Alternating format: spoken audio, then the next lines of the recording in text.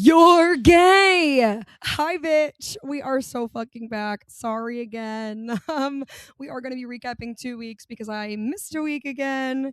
Y'all mind if I enjoy my life? Fellas, is it gay to just not do your job? Well, yes, it is gay. So sorry I missed last week. I was busy bronzing. Hopefully you can tell. I as a recap or as a follow-up from 2 weeks ago, I was talking about how I had an elaborate plan to make it so that people breaking and entering did not think I was home. And I got at minimum 3 hey girl texts about that breaking and entering discourse. I did not know that it was not normal to play out breaking and entering slash murdering or worse scenarios at all times. Like, who knew? Okay. So apparently I have either like anxiety or trauma or something. But I think it's because so many people knocked on the door when I was home alone as a child and I almost let them in like too many times. Okay. So that is not amazing. And I think I probably just have something going on there. But that is nobody's business, and it's certainly not mine. All right. Sometimes the unexamined life is worth living. Am I right? Moving on. So let's go over the last couple weeks. Okay. I am still blonde, but my roots are coming in so quickly, which I really thought I would have more time as a pure blonde, but the roots are coming in hot. And so I'm sort of like asking around, like, is this normal? And they're like, I guess it means your hair is really healthy because it's growing so fast. And I'm like, y'all, I don't think I thought I would at least have a month. It's been 2 weeks. But you know what? I think it's kind of gaggy. I think it's going to look funny and kind of silly. And I don't plan to upkeep it, but you never know what Gab's going to do. That's a future Gab problem. It is certainly not mine, not my business, what she's going to do. Okay. So let's go back to a couple weeks ago. I saw Cats the Jellicle Ball. Okay. And I must recommend that you see it. Listen, it is closing now. Even though they won the Tony for Best Costume Design, Queen Jean, fun fact, which I did mention a couple weeks ago, and it was in my gay trivia, by the way, an ally. I am. But yes, it is closing because apparently it's not making enough money. And while I think it is making like over $1 million a week, and it's still like barely breaking even, there's a lot of cast and it's really long. Okay. It's like 2.5 hours, 15-minute intermission, and like obviously 20 main characters. If you don't know anything about Cats, the actual musical, all it is introducing you to like literally 25 cats and they each have their own song. All right. But it did reintroduce me to the song Memory by Barbra Streisand. That is one of our songs of the week, not to give it away too soon, but honestly, absolute banger. It was all worth it. Okay. So I would recommend you see it. It's very gay. It is very fun to watch. Legends, incredible outfits, drag, ball culture, fantastic. Okay. So try to see it before it ends on August 8th, since it is closing. Sad for them, obviously. But like 20 main characters, that's hard. Trying to keep people engaged and trying to make these 20 cats into like fun, sort of like hip hop banger storyline, hard. Okay. But I loved our final sequence with Memory. Absolute jaw drop. Okay. Then I went to Cape Cod with my childhood besties. Shout out to all of them. I'm hoping they're listening. If they're not, you're fucking fake. Okay. Knowing me for your whole life, ass bitch, and you're still not going to listen to my podcast. Okay. Boo hoo. Sorry you're not gay. Oh, sorry. You still have to listen. All right. This is the required reading. Although, shout out Caroline, who is bisexual. Okay. Then went to Block Island, had gone to Block Island every year as a child with my family, being my mother and my sister. And it was very nice to go back. I still knew all the spots. I still knew exactly where everything was, where to go. I was living my fantasy. And it also reminded me that these brain cells are still kicking, people. These brain cells are still kicking. Oh, it was amazing. Beautiful beach days. Honestly, having gone to all those New York beaches with the sharks, etc., it does make you appreciate a Rhode Island beach. And I'm not here to talk shit. I'm just here to state facts. Like, I could see my toes in the water. It was very beautiful, very nice, gorgeous, Cape Cod and Block Island, okay? But a fucking distance, let me tell you.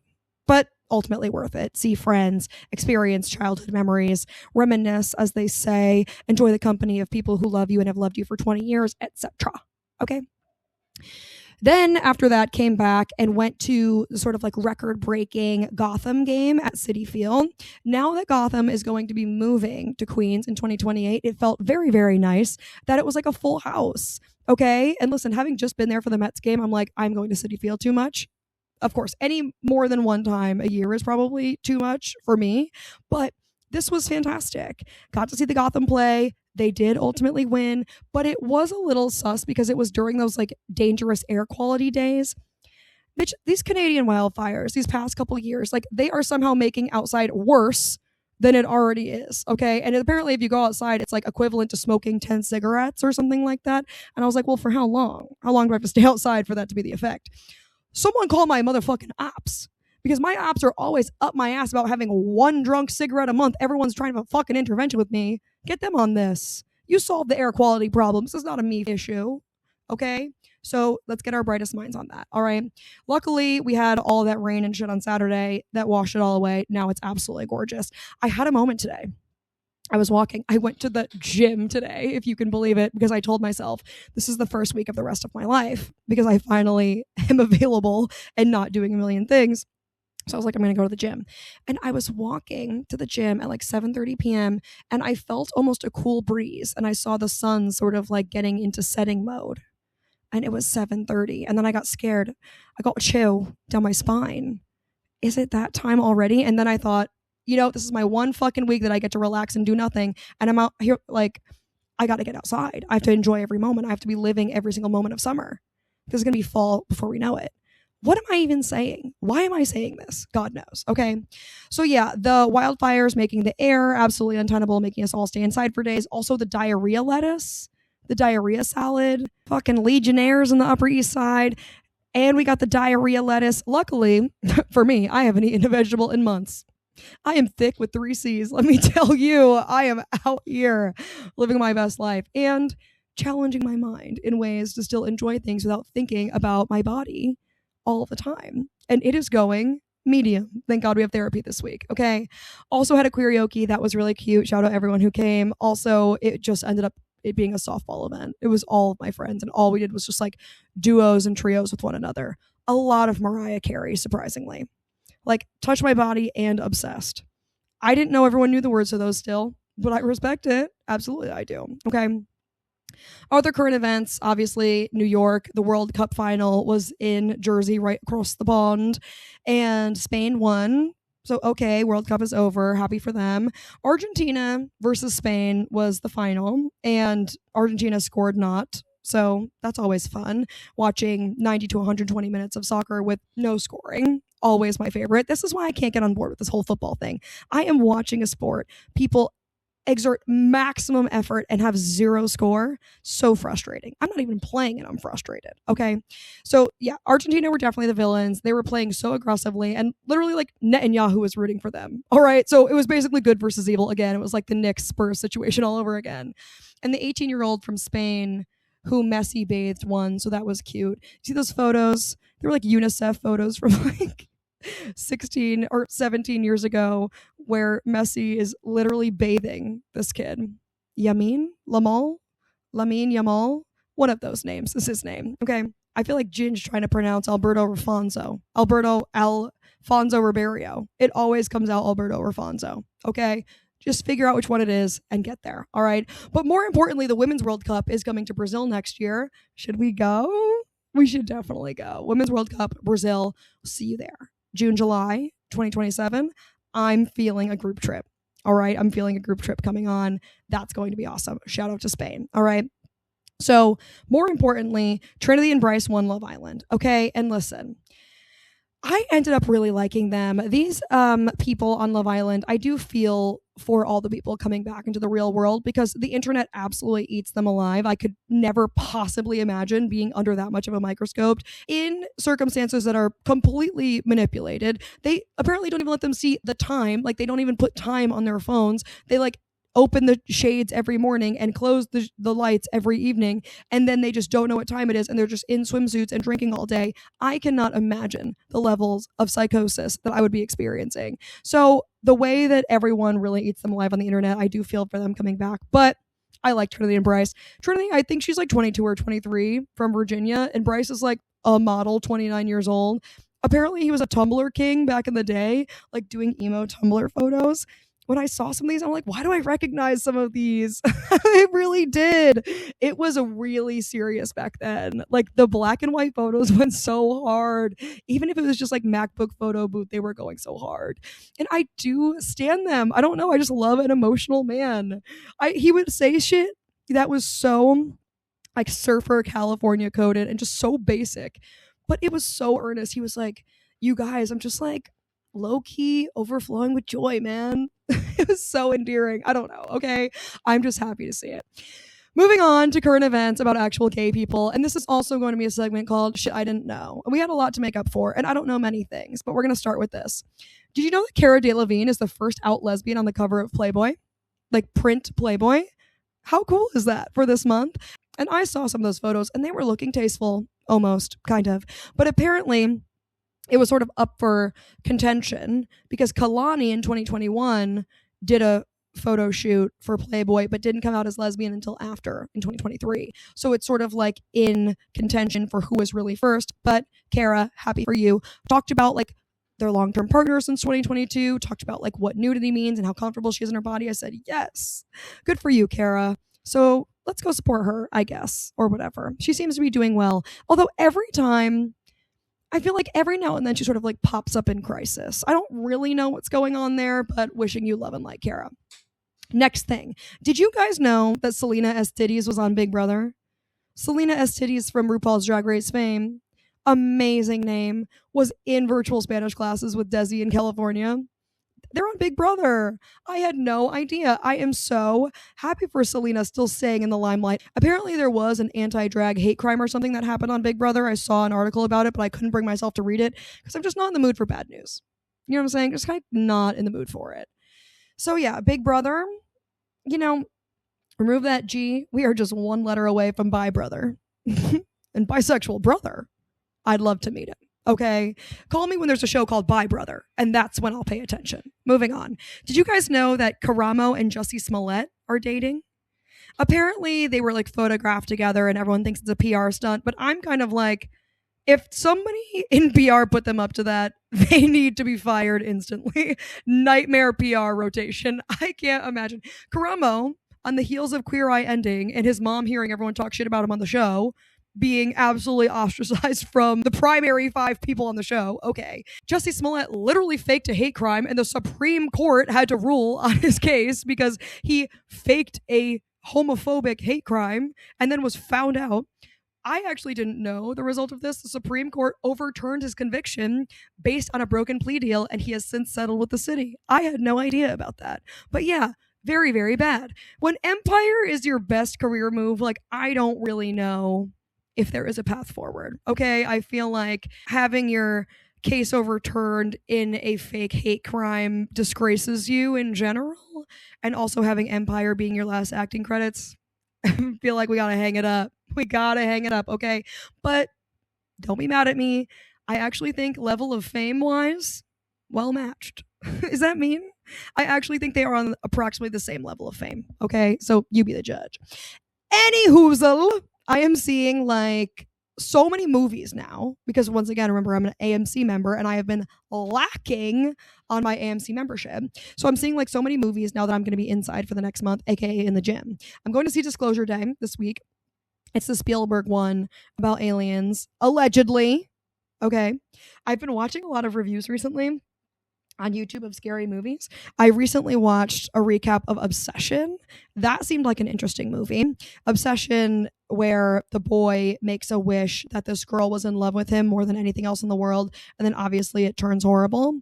Very interesting and very much a part of the social discourse in this day and age. And I love talking about the social discourse in this day and age. If you got one thing about me, I'm going to be in the social discourse. Okay. I literally have a podcast where I just talk to myself about shit that's going on. All right. The other thing that I just watched a recap about was Backrooms. And I had known a little bit about this Backrooms concept, this Reddit concept from like 10 years ago, but it was scarier. I would just watch recaps. Mind you, I don't watch actual content. Although I did watch all of Love Island through and through, just so I have you know, I did skip After Sun, but no one watches that anyway. I'm sorry to Teffy and I'm sorry to Sierra Miller. But Backrooms was scary as fuck. Even in the little like recap, I was kind of closing my eyes because I was like, this is scary and creepy and spoopy. I just don't think that shit is for me.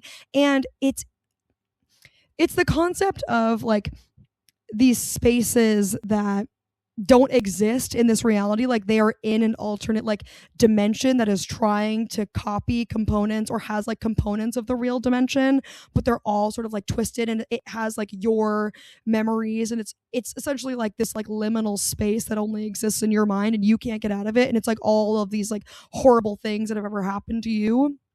Really terrifying. And these like large like creatures that are being created from like your warped memories, very very scary and creepy. Okay, not for moi. But you know what? I might see Supergirl. Okay, not that I really care about that, but it's just like a DC movie with a female lead, and I just want to support. You know, gotta get in there. And then I also can't wait to see the Odyssey. Odyssey just came out. You know, every fucking New York bitch is like, are you gonna go see it in 70 millimeter at Lincoln Center? And I said, they are booked out. People are selling their tickets to Odyssey at the Lincoln Center Theater for like hundreds of dollars on the internet. And listen, if I was just like not off of a vacation and starting another vacation, I would consider it, because you want to know why? You are catching me at a very spending time in my life. This year, I just said, you know what, Gab? Spend and see what happens. Like, do what you need to do within the bounds of your limits, spending limits. Like, don't put yourself into like generational debt, but ultimately let yourself spend what you want to spend, and then we'll see what the damage is at the end of the year. So like just sort of like trusting yourself with your money. And it's been so funny because I am really swiping that card, you know what I'm saying? But it's not horrifically bad, but it's not good. I am just saying yes to a lot of things. I just think it's funny to see like what are the things I'm willing to spend money on. Kind of dumb shit, you know? Here nor there, I suppose. Here nor there. So Odyssey, I am going to see it at AMC. I think it's just going to be next Sunday. I do think it's laser. I don't know. There's something that's difference between millimeters and IMAX, and you could put both together or you can do it separately. I'm doing one of those. Whatever AMC 42nd Street offers, that's the one I'm doing. All right. So I'm mostly excited, obviously, for Zendaya and Lupita Nyong'o and Elliot Page, because why not? Actual heavenly blunt rotation. Heavenly blunt PR rotation, okay? And Elliot Page, did you know, is dating overcompensating star Julia Shiplett.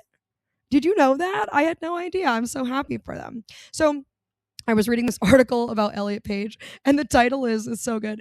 Elliot Page is 3 things transphobes will never be: happy, in a hit movie, and with a girlfriend. Oh, I fucking love to see it. And Elliot's looking sexy, okay? And everyone online, when the photos of Elliot came out, and there's also all this discourse right now on Twitter that's like Elliot Page is in this movie for 3 minutes and made like $1.8 million, like some ridiculous sum of money. And I'm like, get your bag, king. Oh, who am I to say? All right. We got to pay that top surgery off. We need to do what we have to do. All right. You already suffered so much. Let's just give you your bag. So when the original photos of Elliot Page in the cast came out, everyone was assuming that he was going to be playing Achilles. And they were criticizing his appearance, being like, Achilles is supposed to be this warrior, this like really tough and strong warrior. And they are just kind of like shrimpy and a little scrawny, little sexy Mia. Okay. And of course, these are like the absolute goblins of the internet. It's like fucking Tucker Carlson and Elon Musk and all these like Newsmax ass bitches who are like, oh, you're gonna make this trans person the most famous warrior in history, Elliot Page, blah, blah, blah. And mind you, that's not even what he's playing in the film. He's not even playing Achilles. He's playing the other guy who convinces the Trojan army to let the horse inside. Okay? So, not even correct. Okay, but mind you, remember, the Odyssey by Homer is a work of, how you say, fiction. And Achilles, like the person they're actually playing, but not the person they're actually playing, Achilles and the person he's actually playing are both figures of Greek mythology, emphasis on myth. And so this is not a Little Mermaid situation. Actually, no, it is a Little Mermaid situation, because these things are not real, and historical accuracy doesn't count when you're talking about literal fables. All right? Just there's that one for you. Feel free to cash that one in, okay? And fellas, is it gay to literally interpret a myth? These are the same people who think Jesus is white. Oh my god, I just cannot. I'm like, you guys are going so sicko mode. Name the character he's actually playing. You don't know shit about the Odyssey. You don't know shit about the Odyssey. You just love to be mad. And you know what? Go off. Go off and be mad because that's what you're for. Oh, Santa? Santa, have you heard of him? She's black. Remember those shirts they used to have? It's like, I met God, she's black. Oh my God. We gotta bring those back. Speaking of Cara Delevingne, she's the one who made it famous. Damn, that shit is so good. So good for you, Elliot. I'm happy that you have a partner and that in your 3 minutes you made $1.8 million, etc., etc. Happy for ya. Okay. Oh, I know that I'm sort of jumping around here, but there's a new season of the show, Special Forces, and I want to segue from disgraced Jussie Smollett to disgraced washed up loser George Santos. So on Special Forces World's Toughest Test, quote unquote, JoJo Siwa was on this show a couple seasons ago. All right.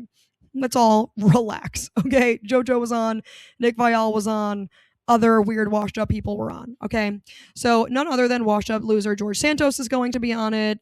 Disgraced politician and former prisoner Ruby Rose, the one who made all the straight women gayer than ever from Orange is the New Black, also recently filing some sort of claim against Katy Perry saying that they were assaulted. Candace Cameron Bure is going to be on it, who's a Trump supporter, formerly DJ Tanner. Brandi Glanville from Real Housewives. So a bunch of Selling Sunset, a lot of real estate shows. Even one of the actual husbands of the Real Housewife is on there, amazingly. And I think one of their children as well. And one of the kids of John and Kate plus 8. One of the Gosselin kids is going to be on it. I will not be watching, but go off. You know what? Go off, I guess. Try to maintain your fame. Happy for you. I know that you couldn't make traders, so this is the next best thing. And now you actually have to do physical activity. You played yourself. All right. Is this what it takes to remain famous? Why can't people just go off and live their life with their money? This is what I just don't understand. If you have a fuck ton of money, why do you need to still be famous? I feel like the being famous part is the more annoying part. Ask any person in this world and you were like, if I had a bunch of money, would I choose to stay famous or actually go into reclusivity and just enjoy my life with my money? I think any normal fucking person would be like, I actually would just love to have a bunch of money and do whatever I want. Why do we have to do these shows? To get more money? Do you think they're actually broke? Is it a money issue or is it a perpetually famous issue? Ego type shit. Answer me that, okay? Moving on. So in doing my research for this podcast, aka Googling the 2 words gay rave, I found something incredible. So you remember like a couple months ago, we were talking about looksmaxxing and how there's this young boy named Clavicular. He's like 22 years old and he is doing like plastic surgery and bone smashing, like literally hitting his jaw with a hammer to get it to be more angular and chiseled because he believes that becoming the peak of male attractiveness is the goal of life and like life will be easier and better if you can achieve peak attractiveness. So this whole looksmaxxing situation has been going on for a while and they came up with the words, you know, like mogging and bone smashing and Chad and subhuman and all of these things. Okay. So apparently Clavicular was on a podcast in February and he said that the closest we can get to perfection is gay actor Matt Bomer. Bomer. And like, I really guess I wasn't clocking that he was standing on business, but then I Googled him and I kind of see it. Like Matt's face is very angular, just kind of like gay face in general. And in this podcast, Clavicular is like, he's a true Adam. Apparently there's like true Adams and true Eves, like the most attractive of attractive. And he says, Matt Bomer gets a 94% harmony score for his face. Okay. And he said that there are only a few true Adams that are really, really high on the scale. And this is only a designation given to and reserved for mythical figures like Adonis or Apollo, as well as religious icons such as angels or prophets. And there are 3 categories you could potentially be in. And obviously, a true Adam is like the highest you can get on the scale. And then if you're below that, you are a normie or a Chad. Chad is like a higher level normie. So like a really attractive, like an angular man. And then if you are below a normie, you're subhuman, like JD Vance. Recessed side profile, subhuman. Okay. And so I didn't realize that Matt Bomer was such an icon and such a chiseled Adonis. But now that I know, I'm like, it's kind of a win for gay people everywhere that he believes that that's the best you can get in male attractiveness. But I'm actually kind of at a loss because I feel like ground zero for looksmaxxing is actually just like the Fire Island Pines. Like, looksist culture is really down so bad in gay male spaces. And so I just don't see how gay men didn't actually originate like a true Adam and a true Eve actually originating looksmaxxing culture. Like, toxic bodily perfection culture really is perpetuated and thrives to this day in gay male spaces. Okay? Like, put Clavicular in the Pines and we would lose him instantly because there would be 1,000 other dudes who look exactly like him there. And Clavicular would be the one who's the choppelganger in the situation. Like, these are some of the most defined sexy men you'll ever see in your life. Like, these boys are at those temple gyms not only cruising but also hitting abs 7 days a week. Okay? It is insane.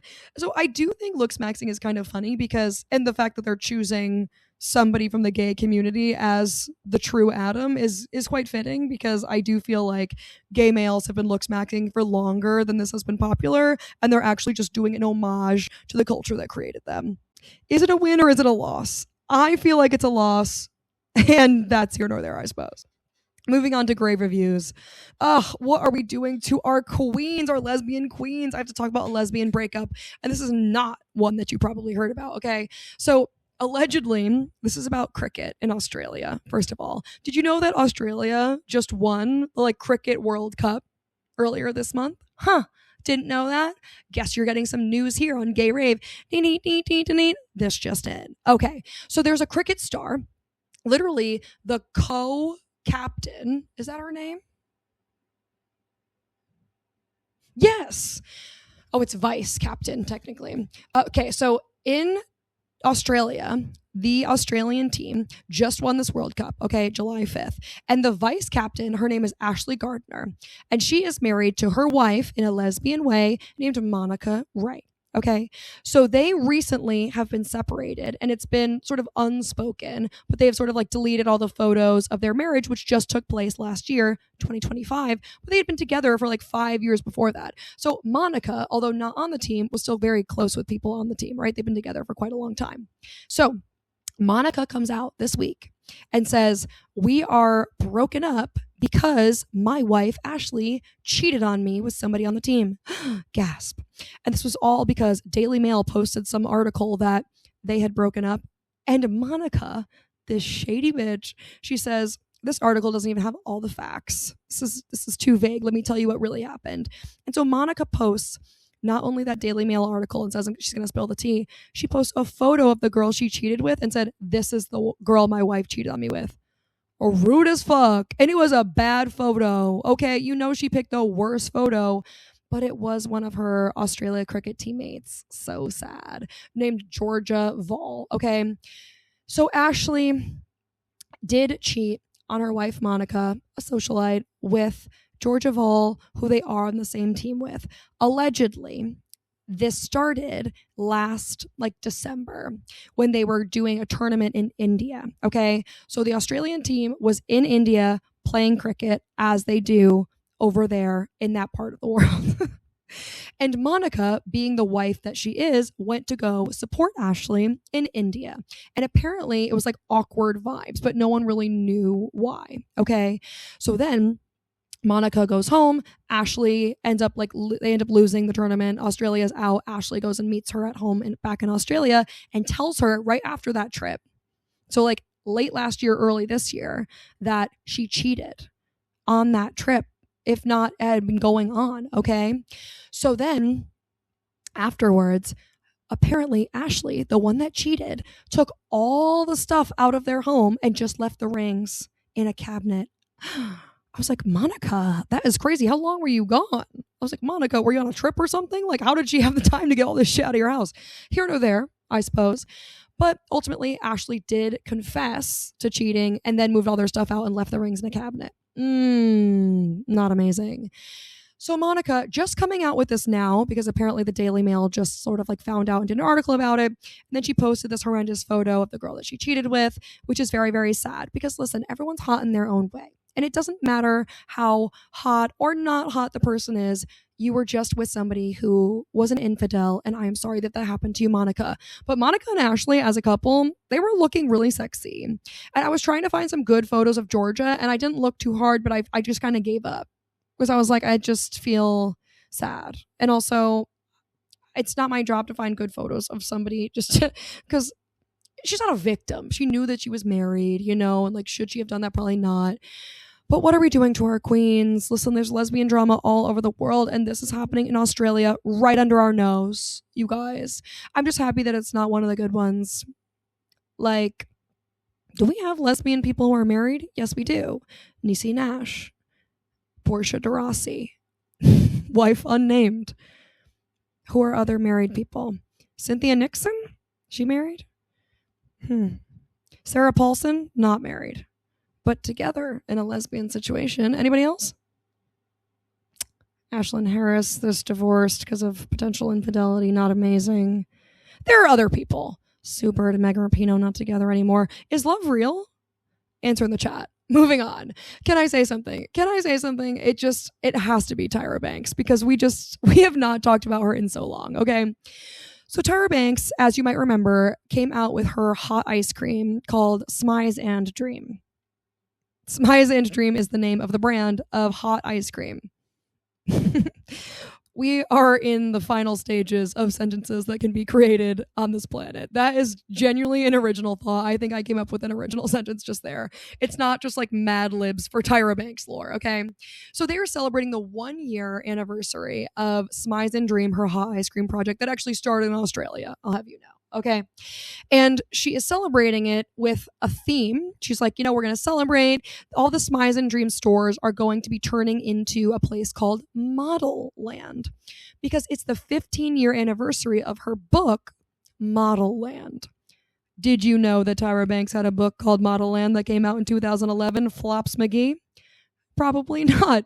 But she did. And usually when people are celebrating anniversaries of things, it's usually things that people care about.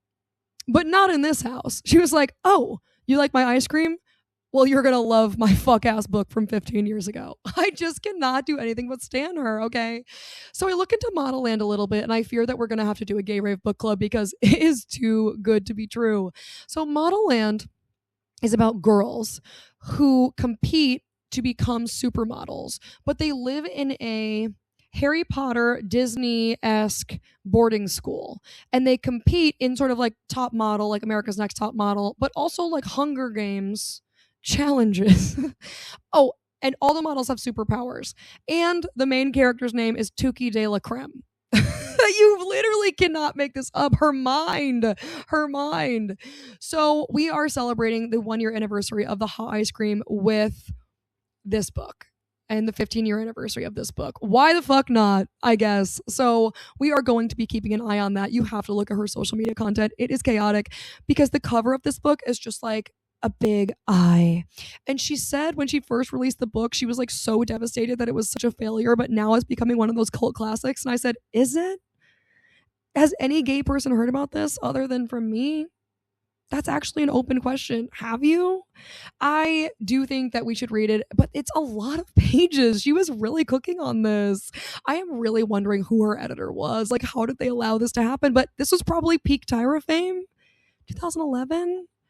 They were just letting her do anything back then. She had a talk show. This woman had a talk show. Oh my God, make it stop. So that is my Can I Say Something? We need to be delusion maxing. We need to be believing that all the things that we do are worth celebrating. And that is the energy that I am bringing into the rest of this year. I am going to be spending maxing. I am going to be delusion maxing. And I'm going to be making sure that I am putting my best face forward. And I am believing in myself just like she is bringing shit up 15 years later and making sure that everyone starts to care about it. Because I'm not over it. All right. What was I doing 15 years ago? I was 2011. I was going to college. Oh my God. I actually don't want you to remember what I was doing 15 years ago. I'm fine if you erase it from your memory, actually. I'm good. You're good. All right. My I'm sorry for the week is I'm sorry that I gave you 3 options for my new personality. It was either going to be pickleball, being blonde, or coconut water, and I'm sorry, but I picked coconut water, okay? I already have some of my roots coming through, so I can't really make blonde my personality because soon it's just going to be like having brown roots and having half brown, half blonde hair. Maybe that we could revisit in the future. It's just too expensive to be blonde and make that my personality. So now I have to learn to like coconut water, and I already like kombucha, so I feel like I'm already like half of an asshole, so I feel like we're already halfway there. So if you see me drinking coconut water, just know that it's going to be my new personality and that I am going to be a huge, really annoying bitch about it. And I'm going to be talking about the benefits of coconut water. I'm going to be talking about the hydration of coconut water and how good it is for you and your skin and all this shit. And I will not be stopped and I will not be deterred. All right? Songs of the week.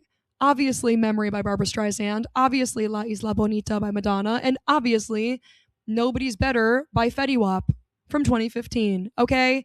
That song, for some reason, popped in my head the other day, and now we can't stop listening to it. Earworms Unite. So we have 3 oldies but goodies on our songs of the week. It has been absolutely amazing to be with you again. I went to the gym, and so I thought that I was going to be really like locked in for this because I was going to like really be letting my creative juices flow, but I'm more of like, I feel like this is coming across as mania more than anything, but I'm fine. I'm fine, you guys. I'm fine. And the next episode is our last episode of the season. If you can believe it, I'll try to make it an absolute banger. Thank you so much for listening. You are the absolute greatest in the whole entire world, and I will miss you until next time. But until then, this has been Gay Rave. I am the Gabby L, and the L is for say it with me. Love you. Bye. That's what she said. And you know what? What was that? Okay, James.